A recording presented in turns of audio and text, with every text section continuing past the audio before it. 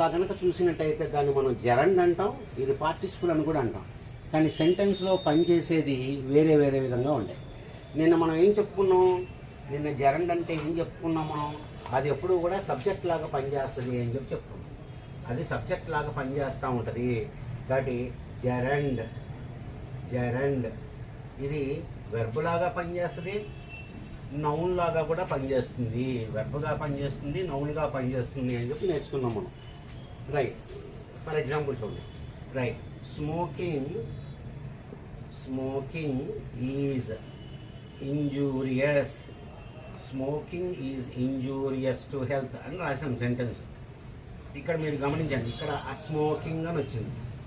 కానీ ఈ స్మోకింగ్ అనేది మనం జెరండ్లో ఇలాగే ఉంటుంది, పార్టిసిపుల్లో కూడా ఇలాగే ఉంటుంది, స్మోకింగ్ అనేదే ఉంటుంది. మరి ఎట్లా అంటే చూడండి, స్మోకింగ్ ఈజ్